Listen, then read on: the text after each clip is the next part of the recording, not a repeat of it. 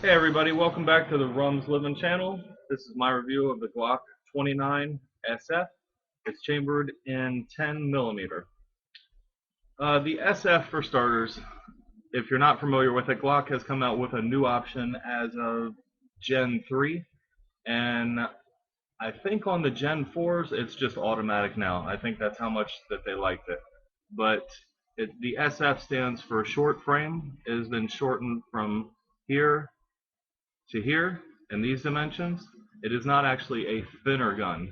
It is just a shorter gun, and the grip, what it does is accommodate people with slightly smaller hands, or as far as I'm concerned, people with normal hands. One of the only reasons I was not interested in Glocks before, well, my saying about Glocks used to be that it's not that I don't like Glock, I just don't like it for me. And that revolved all around the grip. And now that this SF has come out, it's just taken away all of that. It fits my. This is texturing in here. I've heard there's something called RTF, rough textured frame. I think this is it. I haven't ever seen anything rougher than that. It has checkering on the back strap, finger grooves and checkering on the front,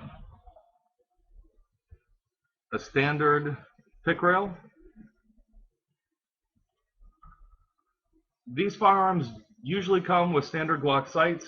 This one already came with different sights installed. They are, I'm pretty sure they're True Glow. They say TG in the product code on them. What they are True Glow tritium. They are not the fiber optic sights. They are just the standard tritium sights.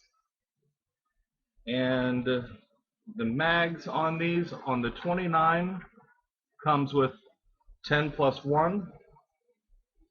You can also purchase these, which are the mags for the Glock 20. They fit fine.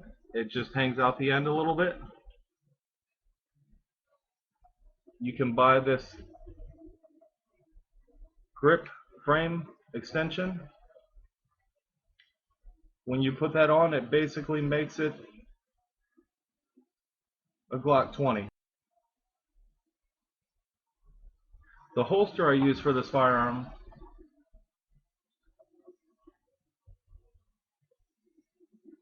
is a Serpa CQB.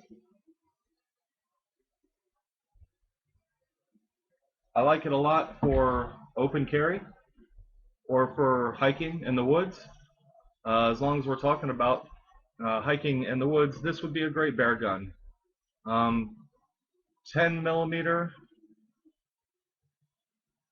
is very popular in Alaska for that reason, from what I hear. And the 10 millimeter round is highly versatile. It comes chambered from anything like this from Georgia Arms, that I believe it's downloaded nearly to a 40. And when you shoot this, it is very comfortable. Not much recoil at all for a 10 mil. I also use Remington 180 grain.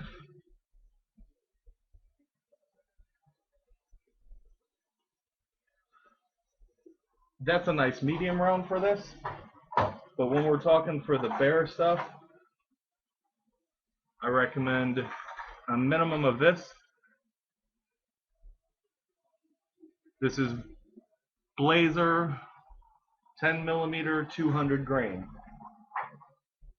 You can also get these loaded all the way from, let's see, the ammo that I've seen range from 240 grain, 230, 200, 180.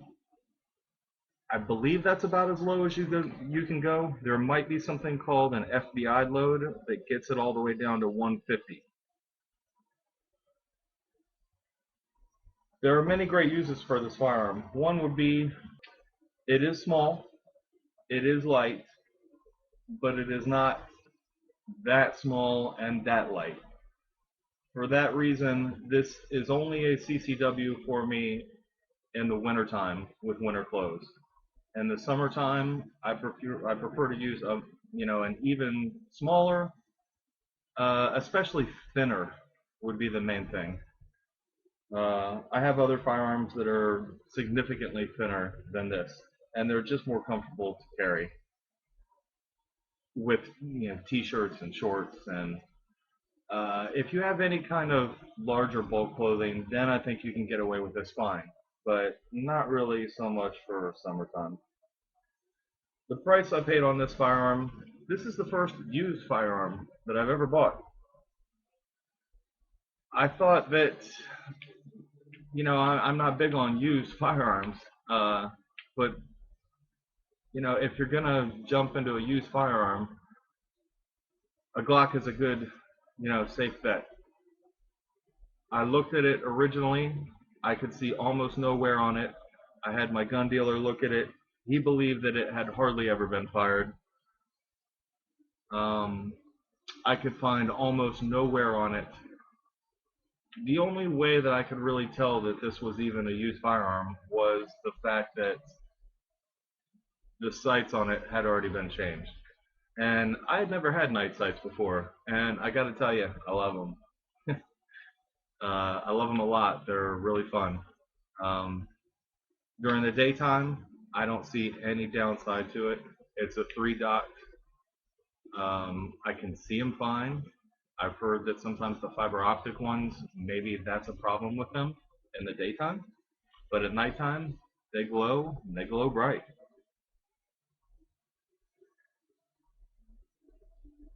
The barrel on it is said to be Tenifer. I believe that the slide as well is also Tenifer coated. If you're not familiar with Tenifer, you might want to look it up. I can't really give you a lot of great in-depth information on it. What I can tell you is that I believe that you're not supposed to clean it with a brass brush on this firearm. The Glock brush is a nice, but I mean, we shoot fire and brass through these things. I don't really think that a brass brush is going to hurt anything if you don't have a nylon one. You might want to get a nylon one. I mean, what's it going to cost you? A couple bucks? And then if it doesn't work, then step it up. The trigger is a normal Glock trigger, Glock safe action. I believe it pulls at around 5 pounds. It feels great to me.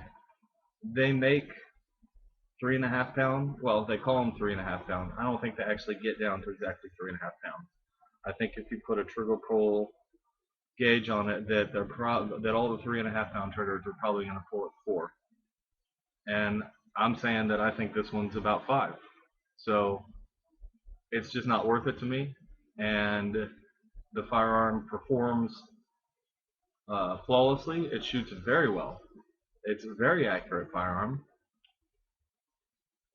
I kind of thought that Glocks wouldn't be necessarily all that accurate. I'm definitely wrong on that one. This is one of the most accurate firearms that I own. Pistols, anyway.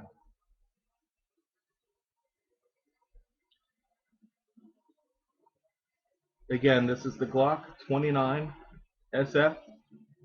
I guess if I don't have a whole lot more to say about this, I'm not gonna drag it on too far. I just want to show you up close.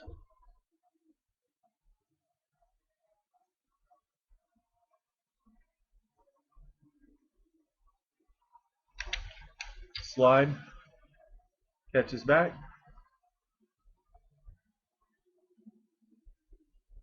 We have a standard plastic guide rod in here.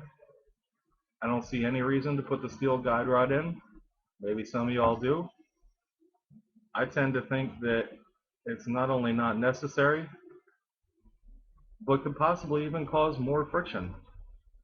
I'm just not into that yet. There's plenty of stuff that they sell for these, by the way. As far as parts, if you're not used to Glock and you think that you're not going to be doing anything with your Glock as far as customization, well, you need to start looking it up. There's a lot of stuff you can do to Glocks. You are not stuck with just a factory firearm. There are a lot of aftermarket barrels and barrel conversions. Lone Wolf is one of them. You can convert this down to a 40 if you like. You can also get a longer barrel that sticks out the end that will give you greater pressures and therefore higher velocities. The longer one that sticks out, you can also get it threaded if you want to put a suppressor on there or a flash hider. There's just all kinds of stuff you could do. You could make this a race gun, you know, and there are probably plenty of people out there using Glocks for, I think it's IPSA, but basically pistol competitions. The 1911 is not the only thing out there for sure. Well, thanks for tuning in to the Rums Living channel. If you guys have any questions at all about this firearm or any of the other firearms in my reviews, please leave a comment. I'll get back to you as fast as I can. Thank you for your time. You guys have a great day.